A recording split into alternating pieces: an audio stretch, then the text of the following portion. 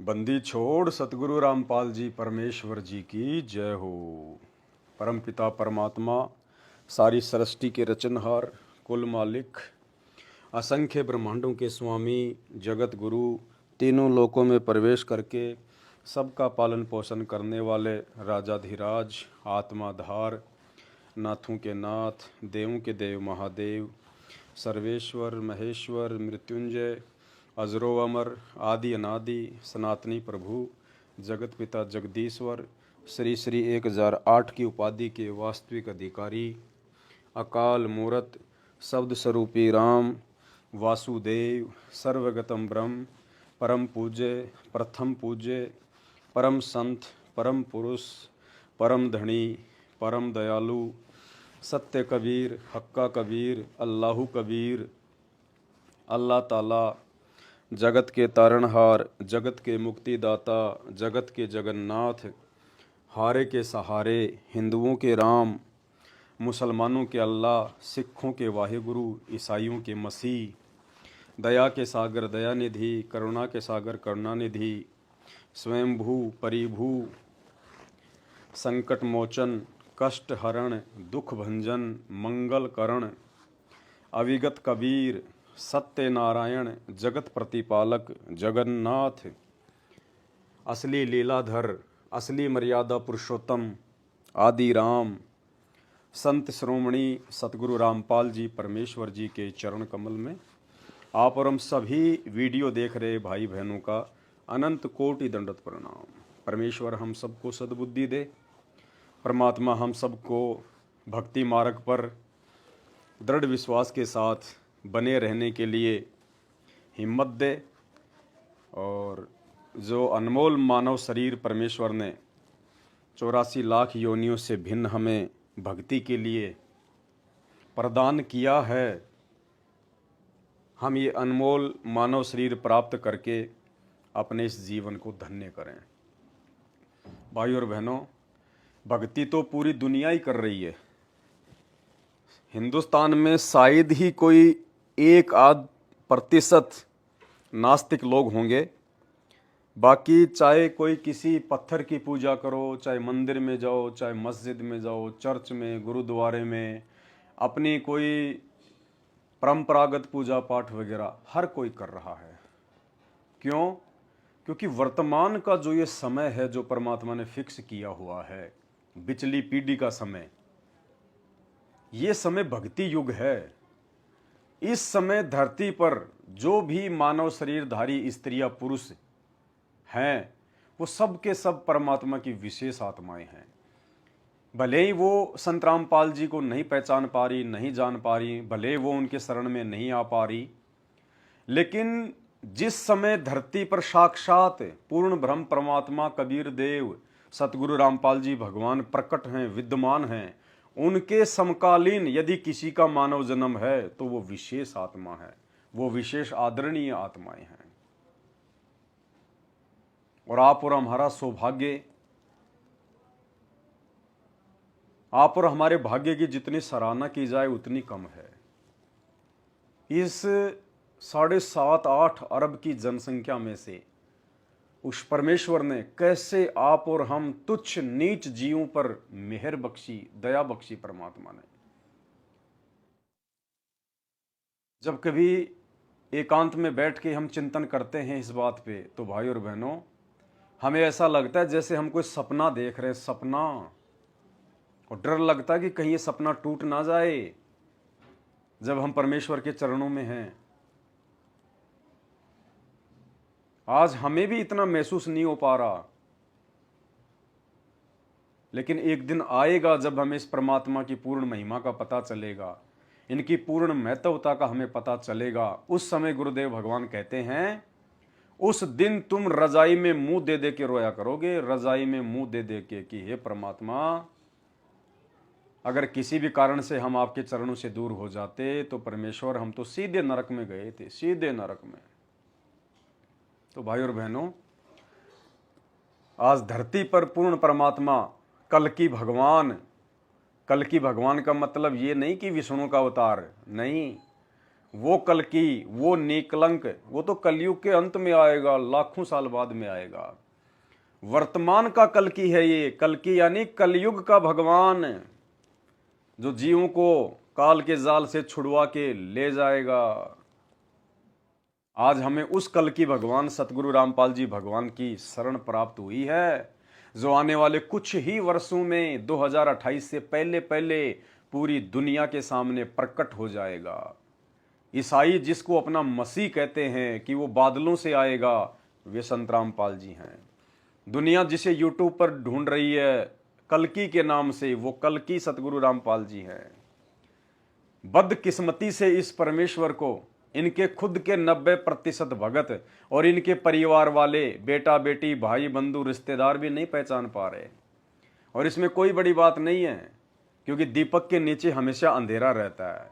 हरियाणा में कहावत है, घर का जोगी जोगना, बाहर का जोगी सिद्ध। घर के डॉक्टर पे लोगों को इतना विश्वास नहीं होता, और बाहर अगर कोई जोड़ा छाप डॉक्टर है उससे इलाज करवा लेंगे, लेकिन घर वाले डॉक्टर पे घर वालों को विश्वास नहीं हो पाता। तो ये तो खैर उन आत्माओं की अपनी बदकिस्मती है, उनके अपने संस्कार। लेकिन जिन जिन भाई बहनों ने साथ संगति से जुड़ के अपने गुरुदेव भगवान को पहचान लिया, जान लिया, और वो पुण्य आत्माएं जो गुरु को भगवान मान चुकी है, जो गुरु के अलावा किसी को परमात्मा नहीं मानती, ना दाढ़ी मूंछ वाले कबीर जी की नकली फोटो को, ना गरीबदास जी की फोटो को, ना चिदानंद जी की फोटो को, ना स्वामी राम देवानंद जी की फोटो को। हमारे मन मंदिर में, हमारे हृदय में, हमारे तन मन में, हमारी आत्मा में, हमारी रूह में केवल एक ही परमेश्वर बसा हुआ है, एकमात्र, और वो परमेश्वर हैं पूज्य गुरुदेव सतगुरु रामपाल जी भगवान। और जितनी उस परमपिता परमेश्वर की सेवा की जाए, जितनी उस परमपिता परमेश्वर की मेहर आप और हम प्राप्त कर लें, उतनी थोड़ी है। भाई और बहनों, जगत के विचार और भगत के विचार, इनमें दिन रात का अंतर होता है। 28 साल से ज्ञान भगवान ने इसीलिए दिया है कि हम भगत आत्माएं किसी की बातों से आहत ना हों, हम किसी के विचारों से दुखी ना हों, परेशान ना हों। परमेश्वर ने हमें कह दिया कि बेटा, जगत का और भगत का 36 का आंकड़ा है। जगत तो उस समय मुझे भगवान मानेगा जब मैं यहां से चला जाऊंगा, और तुम पुण्य आत्मा, तुम सौभाग्यशाली आत्मा जिन्होंने रहते सहते पहचान लिया। अरे दुनिया की तो आदत है, जगत की तो आदत है, किसी भी महापुरुष के शरीर छोड़ने के बाद उसकी पत्थर की मूर्ति बनाकर भगवान मानकर पूजने की। अरे सौभाग्यशाली आत्मा वो हैं जो भगवान के रहते सहते उनकी पहचान करके उनको परमेश्वर के रूप में जान के उनकी पूजा करें, वो हैं सौभाग्यशाली आत्माएं। और भाई और बहनों, अब दास जो क्रिया कर रहा है, अपने गुरुदेव भगवान की चरण पादुकाओं का आशीर्वाद ले रहा है, अपने शीश पर रख रहा है। अब जगत वालों को तो बिल्कुल मूर्ख लग रहा हूं मैं, मूर्ख, पागल, पाखंडी, अज्ञानी, ढोंगी।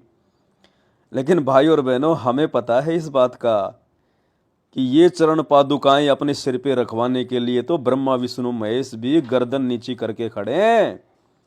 उनको भी सौभाग्य प्राप्त नहीं हो रहा संत रामपाल जी भगवान की चरण पादुकाओं को अपने शीश पे रखने का।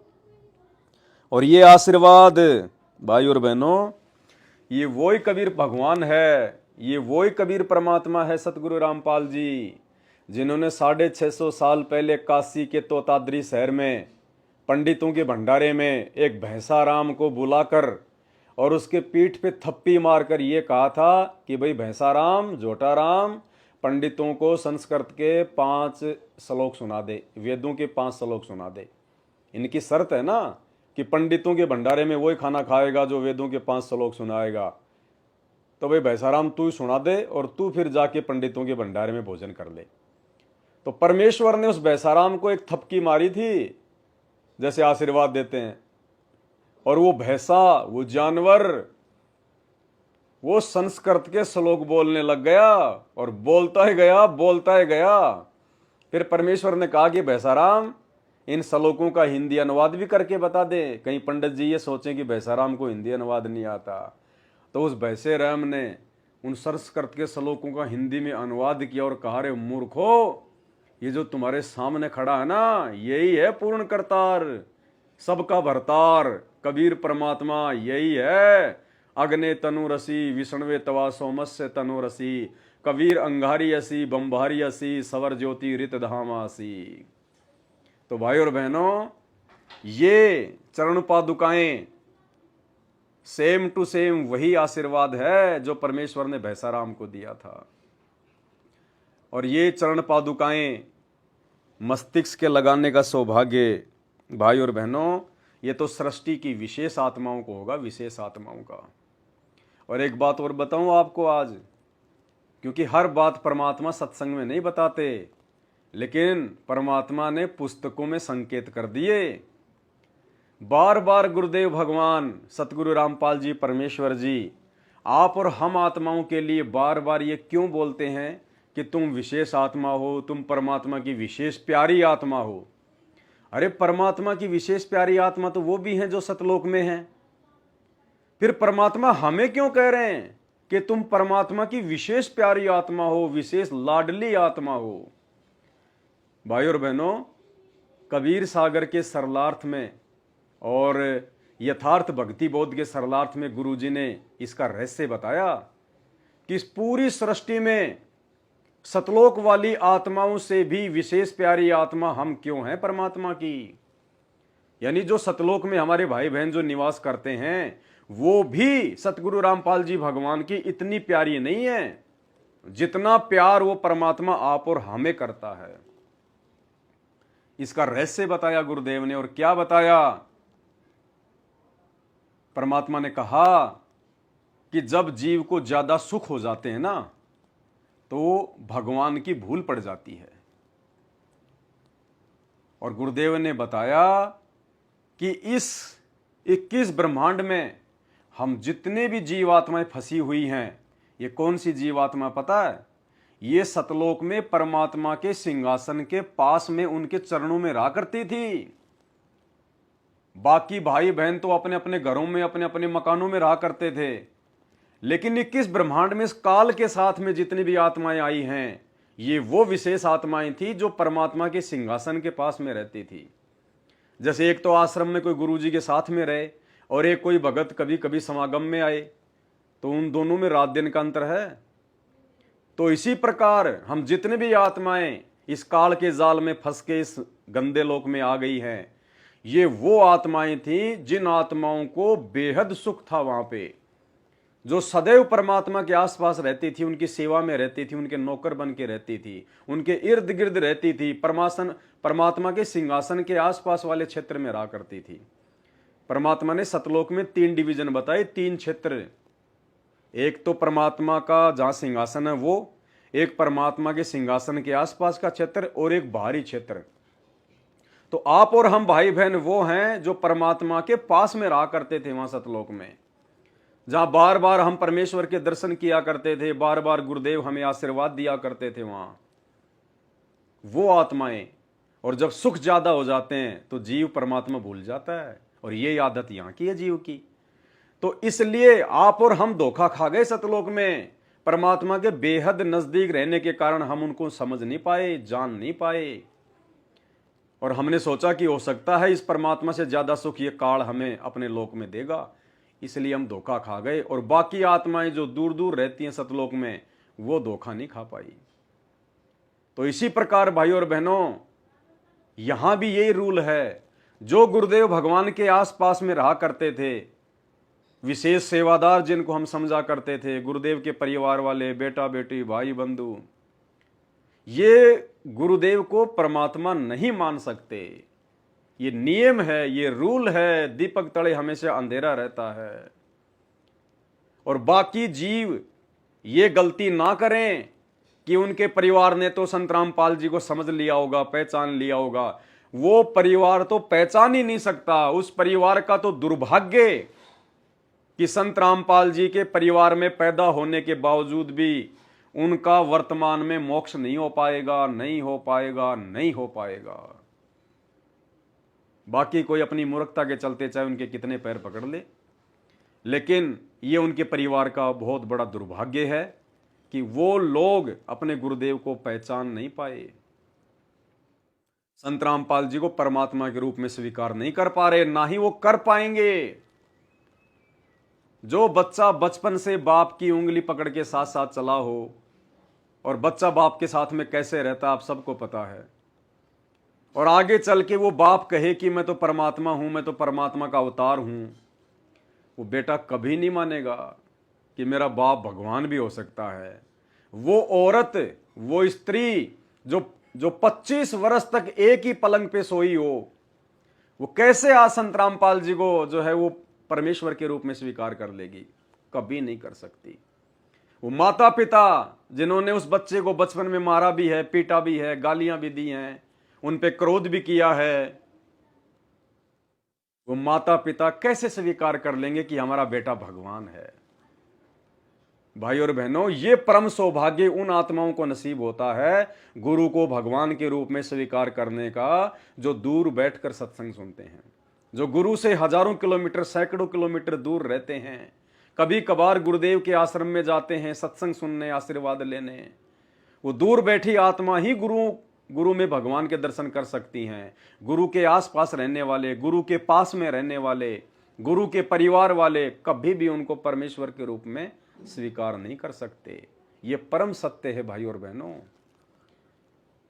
और काल ने इसीलिए उस परिवार के पीछे संगत को लगा के और सबको मूर्ख बना रखा है। सबको, जैसे हम सतलोक में मूर्ख बन गए थे उस परमात्मा के बेटे के पीछे लग के, और वो स्थिति काल ने यहां कर रखी है।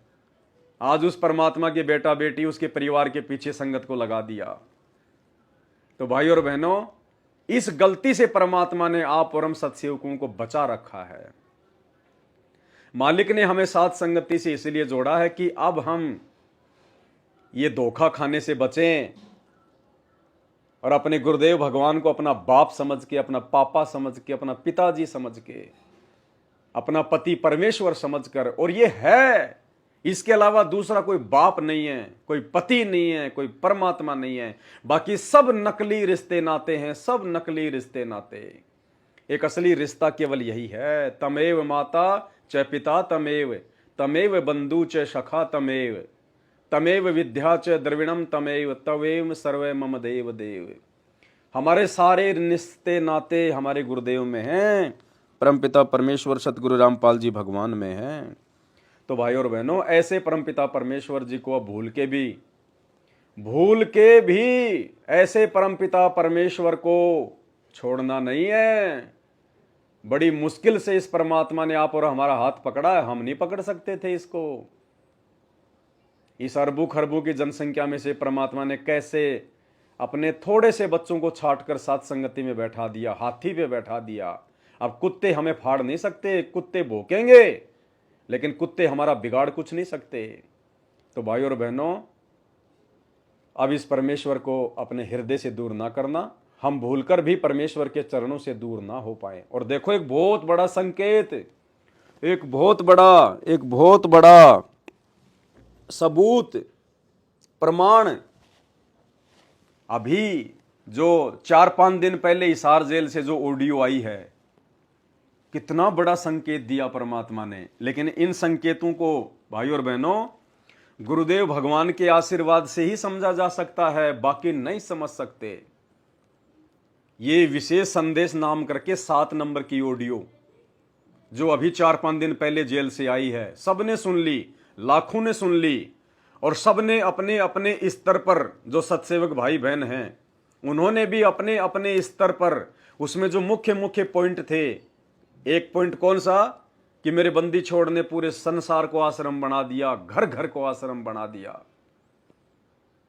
इस ऑडियो को सभी भाई बहनों ने वहां से कटिंग करके और सभी ग्रुपों में, फेसबुक पे वायरल कर दिया कि देखो गुरुदेव भगवान हम सत्सेवकों की सेवा से कितने प्रसन्न हैं, गुरुदेव भगवान कितने प्रसन्न हैं जो हमने घर घर में गुरुदेव का बेड लगा दिया, हमने अपने घर पर गुरुदेव भगवान को विराजमान कर लिया, उनको प्रकट कर लिया, गुरुदेव भगवान के बैठने के लिए सोफे ले आए, अपने घर पे रह के हम भगवान की सेवा करते हैं। सुबह शाम आधा आधा घंटा या दिन में जब भी समय मिले, एक या दो भगत बैठ के गुरुदेव भगवान के चरणों की सेवा करते हैं, परमात्मा से बातचीत करते हैं, अपने मन की बात करते हैं, एकांत में बैठ के मालिक के चरणों में एकांत में बैठ के हम अपना सुमरण करते हैं। मोकू कहाँ ढूंढे रे बंदे, मैं तो तेरे पास में, घटी ही में गंगा, घटी ही में जमुना, घटी ही में है जगदीश। और आने वाले समय में ऐसे ही भक्ति चलेगी। परमात्मा पाखंड के फैलने के लिए, अज्ञान के फैलने के लिए आश्रम छोड़ के नहीं जाएंगे, सारे आश्रम नष्ट हो जाएंगे। गुरुदेव का कोई आदेश नहीं है वर्तमान में आश्रम बनाने का। उनके कलयुगी परिवार ने अपने धार्मिक धंधे के लिए देश विदेश में आश्रम नामदान केंद्र खोल दिए। हमारा उनसे कोई लेना देना नहीं। हमारे लिए तो हमारा घर ही आश्रम है। जो भगत अपने गुरु को भगवान मान लेगा, ज्ञान को आधार बना लेगा और अपने गुरुदेव को अपने हृदय में, अपने घर में प्रकट हुआ मान लेगा, शब्द रूप में मान लेगा कि हम हैं शब्द, शब्द हम माही, और हमसे भिन्न और कछु नाही, और मोकू कहाँ ढूंढे रे बंदे, मैं तो तेरे पास में। भगवान मिलना था, मिल गया। भगवान ने जो भक्ति की सामग्री देनी थी हमें दे दी, ज्ञान दे दिया, पांचों यज्ञ बता दिए, मंत्र जाप दे दिए, आरती दे दी, सब कुछ दे दिया परमात्मा ने। अब तो हमने इन चीजों का उपयोग करके, इन क्रियाओं को सफल करके, अपने गुरुदेव को प्रसन्न करके, भक्ति बढ़ा के सतलोक जाना है। अरे सब कुछ मिलने के बाद भी हम भगवान के लिए उन फर्जी आश्रमों में जा रहे हैं, उन फर्जी आश्रमों में हम भटक रहे हैं। क्या घर पे भगवान नहीं है? अगर आप मर्यादा में हैं, गुरु को भगवान मानते हैं, गुरु के प्रत्येक वचन में चलते हैं, तो भगवान तो आपके घर पे है, आपके पास में है। आश्रम में क्या है? गुरुदेव तो बैठे हिसार जेल में। आश्रम क्या है? जिस मिट्टी, चूने और पत्थर से तुम्हारे मकान बने हैं, तुम्हारे जो घर बने हैं, अरे उसी मिट्टी, चूने और पत्थर से तो वो आश्रम बनाए जा रहे हैं। जो फोटोएं तुम्हारे घर में हैं, वही फोटोएं उन आश्रमों में चिपकाई जा रही हैं। उन आश्रमों में कौन जाएगा? भगत। घर में कौन है? भगत। अरे जब सारी चीजें एक ही है, तो उस अंतर्यामी भगवान को, उस शब्द स्वरूपी राम को, जो जब चाहे जहां सेकंड में जो प्रकट हो जाए, सूक्ष्म रूप में, शब्द रूप में, साक्षात रूप में, ऐसे सर्वशक्तिमान भगवान को ढूंढने के लिए हम कस्तूरी वाले हिरण की तरह दर दर भटक रहे हैं, धक्के खाते फिर रहे हैं। ये समझदार भगत के लक्षण नहीं है। सबको पता है कि शरीर रूप में संत रामपाल जी भगवान हिसार जेल में बैठे हैं, और शब्द रूप में, शक्ति रूप में अपनी उन तमाम आत्माओं के साथ में हैं, उनके घर पे हैं, साए की तरह साथ में रहते हैं, छाया की तरह साथ में रहते हैं। जो गुरु को भगवान मानती है, जो गुरु के वचन में चलते हैं, जिनको विश्वास है। बाकी आश्रम में परमात्मा नहीं मिलेगा, वहां तो एजेंट बैठे हैं, काल के एजेंट, दलाल, आप लोगों को ज्योति पाठ और दान के नाम पे लूटने के लिए। अरे कॉमन सेंस की बात है। क्या आप ऐसे किसी स्कूल में अपने बच्चों को भेजोगे जिस स्कूल में टीचर नहीं है? कौन मूर्ख माता पिता होगा जो ऐसे स्कूल में जाके अपने बच्चे का एडमिशन करवा देगा, या ऐसे स्कूल में अपने बच्चों को रोज भेजेगा जिस स्कूल में टीचर ही नहीं है, खाली स्टूडेंट ही स्टूडेंट हैं, कोई नहीं भेजेगा। अरे तो हमारा टीचर, हमारा आध्यात्मिक टीचर, हमारा गुरु हिसार जेल में बैठा है। उन आश्रमों में क्या है? सारे विद्यार्थी आ रहे हैं, टीचर तो है ही नहीं। तो बिना टीचर के स्कूल में कोई मूर्ख जाएगा? अपने घर पे बैठ के भक्ति करो। जब हमारा टीचर आएगा, जब हमारे गुरुदेव भगवान आएंगे, भले वो 7 समुद्र पार चले जाएं, हम वहां भी जाएंगे, लेकिन उससे पहले 650 साल पहले की तरह हम गलती नहीं करेंगे, काल एजेंटों के चक्कर में नहीं आएंगे।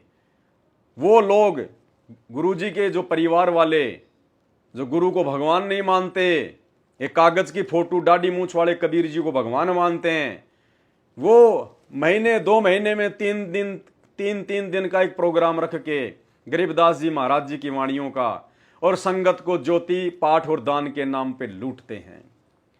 हम ऐसी लूट में सहयोग नहीं देंगे भाई। ये बुद्धि और ये अक्षर ज्ञान, ये शिक्षा, और 28 साल से रातों को जाग जाग के परमेश्वर रामपाल जी भगवान ने सत्संग इसीलिए नहीं सुनाए कि हम किसी के धार्मिक धंधे में शामिल हो जाएं, हम अपने कर्म फोड़े। नहीं भाई, गुरु जी का परिवार कभी मर्यादा में था ही नहीं और ना वर्तमान में मर्यादा में है। और गुरुदेव के उस कलयुगी परिवार की जो जो व्यक्ति संगति करेंगे वो काल के एजेंट होते चले जाएंगे। बहुत ऊपर हाथ करके रोएंगे आने वाले समय में वो लोग। अभी हो सकता है उनको हम सत्सेवकों की बातें समझ में नहीं आ रही, अच्छी नहीं लग रही, लेकिन एक समय आएगा जैसे आज दुनिया वालों को संत रामपाल जी की बातें समझ संत रामपाल जी की बातें समझ में नहीं आ रही, संत रामपाल जी का ये परमार्थ का कार्य समझ में नहीं आ रहा, और एक समय वो रोएंगे, पछताएंगे दुनिया वाले। ठीक इसी प्रकार ये संगत वाले जिनको आज अपने ही गुरु भाइयों की, साथ संगत वालों की ये बातें समझ में नहीं आ रही, ये परमार्थ के लिए बनाए जा रहे वीडियो समझ में नहीं आ रहे, एक समय आएगा ये संगत वाले ऊपर हाथ करके रोएंगे। तो भाई और बहनों, दया परमपिता परमेश्वर जी की, और वो कितना बड़ा संकेत दे दिया परमात्मा ने 4-5 दिन पहले हिसार जेल से आई हुई उस ऑडियो में। और पुण्यात्माओं, परमात्मा कहते हैं सब सुमरे अपने अनुमाना तो गति लखी न जाए, कहे कबीर कृपया कर जिस पर ज्यों की त्यों समझाए। जिस पर गुरुदेव भगवान की मेहर होगी वही आत्मा सूक्ष्म से सूक्ष्म पॉइंट को निकाल सकती है। तो बाकी मेरे सभी सत्सेवक भाई बहनों ने बहुत अच्छा प्रयास किया, क्योंकि हम अब गुरुदेव भगवान के आशीर्वाद से परमात्मा का एक भी वचन, एक भी शब्द अपने कानों से बाहर नहीं जाने देते, हम पूरी दवाई लेते हैं। और भाई बहनों ने उसमें बहुत सारे पॉइंट निकाले जो गुरु को भगवान साबित करते हैं, जो हमारे विश्वास को बढ़ाते हैं। लेकिन एक सूक्ष्म पॉइंट जो परमात्मा ने इस दास के लिए छोड़ा था, और भाई और बहनों, इतना गहरा प्रमाण दिया है परमात्मा ने। कहते हैं शब्द सैन सतगुरु की पहचान है, वो पावे अटल सुहाग रे। परमात्मा स्पष्ट रूप से अपने आप को कबीर नहीं कहेगा, गुरुदेव स्पष्ट रूप से अपने आप को सतलोक का राजा नहीं कहेगा, भगवान नहीं कहेगा, लेकिन संकेत अपने सत्संगों में कर जाएगा। और सब नहीं पकड़ पाते, कोई बात नहीं, परमात्मा किसी न किसी आत्मा को निमित्त बना देता है बाकी भाई बहनों के लिए। तो देखो इस सत्संग में परमात्मा ने क्या कहा है। परमात्मा इस सत्संग में अपने 16 हंसों की बात कर रहे हैं, जो परमात्मा के बेटे हैं, जो परमात्मा के लड़के हैं, जो सतलोक में रहते हैं। ज्ञानी, राचिंतर, कूरम्बर, धैर्य, जो उनके 16 जो बच्चे हैं, जिनको सबसे पहले परमात्मा ने अपने एक वचन से अपने 16 पुत्रों की जो उत्पत्ति की थी, तो उनमें से एक का नाम है ज्ञानी। तो इस सत्संग में परमात्मा जिक्र कर रहे हैं कि कभी वो परमात्मा जोगजित का रूप बना के आ जाता है, कभी वो ज्ञानी का रूप बना के आ जाता है। फिर आगे गुरुदेव क्या कह रहे हैं कि वहां सतलोक में एक ज्ञानी भी मेरा लड़का है, और फिर कह रहे हैं परमात्मा का, यानी संकेत कर गए परमात्मा कि सतलोक में जो ज्ञानी नाम का हंस है वो मेरा ही बेटा है। यानी गुरुदेव कह रहे हैं मैं ही कबीर परमात्मा हूं और वो ज्ञानी मेरा ही लड़का है। ध्यान से सुनना, हल्का सा बोल के गए परमात्मा मेरा, कि वहां सतलोक में एक ज्ञानी नाम का मेरा लड़का है, और आगे बोल दिया परमात्मा का, अपना भी बोल गए और फिर छुपा भी दिया। देखना भाई और बहनों, ध्यान से सुनना। यानी कबीर साहब अपने पुत्र जोगजीत सहजदास के रूप में आए थे, और वो कभी ज्ञानी रूप बना लेते हैं, क्योंकि वहां एक ज्ञानी भी मिला लड़का है परमात्मा। तो ये ऐसे चित्र करते हैं कि ताकि इसके जो समझ ना हो ये सह कौन सा, ताकि ये घबरा ना जाए और दिक्कत पैदा हो जाए इसको, क्योंकि ये भी भगवान का बच्चा है, दुष्ट है, अपने कर्म भोग रहा है, इसको उस तरह आप लग रहा है, कर्म फोड़ रहा अपने। एक बार फिर से सुनना भाई और बहनों, जहां परमात्मा ज्ञानी का जिक्र करेंगे उसके बाद ध्यान से सुनना, जब परमात्मा ये कहें कि वहां सतलोक में एक ज्ञानी, ज्ञानी के बाद में मेरा लड़का है परमात्मा का, ध्यान से सुनना। यानी कबीर साहब अपने पुत्र जोगजीत सहजदास के रूप में आए थे, और वो कभी ज्ञानी रूप बना लेते हैं, क्योंकि वहाँ एक ज्ञानी भी मेरा लड़का है परमात्मा। वहां एक ज्ञानी भी मेरा लड़का है परमात्मा का। करते हैं कि ताकि इसके लिए समझ ना हो ये सह कौन सा। ये है पुण्यात्माओं, सोचल छिद्र मैं करूं अपने जन के काज। परमात्मा ऐसे संकेत कर जाते हैं हल्का सा, और भगत सोचने पे मजबूर हो जाता कि गुरुजी क्या बोल गए। पुण्यात्माओं, ये हैं वो सूक्ष्म पॉइंट। इन सूक्ष्म पॉइंट्स को केवल परमात्मा के विशेष आशीर्वाद से ही समझा जा सकता है। तो ऐसे ऐसे संकेत कर रहे हैं गुरुदेव भगवान कि वहां सतलोक में एक ज्ञानी नाम का भी मेरा लड़का है। कौन कह रहा है? गुरुदेव भगवान, सतगुरु रामपाल जी।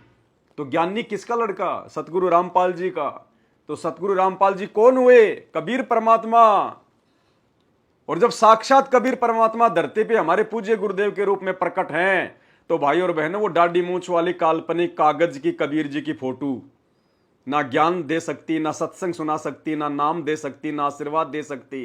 उस निर्जीव बेजुबान मुर्दा फोटो को हम दरबार में रख रहे हैं। अपने गुरुदेव भगवान की हम तौहीन कर रहे हैं। अरे गुरु बड़े हैं गोविंद से। वो गोविंद, वो दाढ़ी मूंछ वाला जिसको भगवान मानती है दुनिया, मूर्खता में जो भगत जिनको परमात्मा मानते हैं, कबीर जी के काल्पनिक फोटो को गोविंद मानते हैं। कहते हैं 7 दीप 9 खंड में गुरु से बड़ा ना कोई, करता करे ना कर सके गुरु करे सो होए।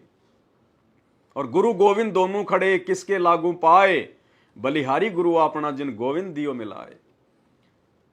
गुरु बड़े हैं गोविंद से, मन में देख विचार, वो गोविंद सुमरे सो रह गए, धक्के खा रहे यहीं पे भगवान को सुमरने वाले, और सतगुरु भजे हुए पार। भाई और बहनों, ये समय अब धोखा खाने का नहीं है। हमें किसी की आवश्यकता नहीं है। ध्यान रखना, हमें साक्षात परमात्मा मिल गया। साक्षात परमात्मा ने हमें अपनी भक्ति विधि बता दी, समझा दी। अब हमने ना तो उनके कलयुगी परिवार की जरूरत पड़नी चाहिए, ना किसी भगत की जरूरत पड़नी चाहिए। अब यदि जरूरत है तो विश्वास की जरूरत पड़नी चाहिए, विश्वास पैदा करने की। कहे कबीर सुनो भाई साधो, मैं तो हूं विश्वास में। और विश्वास के साथ यदि हम अपने गुरुदेव को अपने घर पे मानकर, अपने घर पर प्रकट मानकर यदि उनकी सेवा करेंगे, गुरु को परमात्मा मानकर, हमें कहीं भटकने की जरूरत नहीं है जब तक हमारे गुरुदेव हिसार जेल से बाहर नहीं आ जाते। ना ज्योति पाठ और दान धर्म के नाम पे लुटने पिटने की आवश्यकता है, ना किन्हीं आश्रमों में जाके अपना समय और पैसा जो है बर्बाद करने की आवश्यकता है। आवश्यकता है तो हमने भक्ति करने की आवश्यकता है, भगवान को प्रसन्न करने की आवश्यकता है। बाकी भाई जिनके जैसे संस्कार, जिनका जैसा ज्ञान, हमें तो परमात्मा मिल गया, साक्षात गुरुदेव के रूप में मिल गया। अब हमने तो भ्रमना भटकना बंद कर दिया। गुरुदेव के द्वारा बताई गई औषधि को हम समय पे खा रहे हैं, तो निश्चित तौर पे परमात्मा हमारा उद्धार करेंगे। और जिस दिन हमारे गुरुदेव भगवान आएंगे, वो चाहे किसी आश्रम में आओ, चाहे किसी स्टेट में आओ, चाहे किसी देश में आओ, हम वहीं उनके कुत्ते उनके पीछे पीछे दौड़ के चले जाएंगे। इससे पहले हम किसी के धार्मिक धंधे में शामिल नहीं होंगे। इससे पहले हम अपने गुरुदेव को नाराज नहीं करेंगे दर दर भटक कर उनकी प्राप्ति के लिए, जबकि वो हमारे पास में है। बाकी समय समय पर परमेश्वर के आशीर्वाद से आप जियों तक परमात्मा संदेशा पहुंचाते रहेंगे। Facebook page Pawan Das is live को फॉलो और लाइक नहीं किया तो कर लीजिएगा। इसी के माध्यम से आपको संदेशे मिलते रहेंगे। और अब परमपिता परमेश्वर जी की चरण सेवा का समय हो गया है। दास परमेश्वर की आधा घंटा कम से कम परमपिता परमेश्वर के चरणों में बैठकर अपने मन की बात करेगा, परमात्मा के चरणों की सेवा करेगा। बंदी छोड़ सतगुरु रामपाल जी भगवान की जय हो।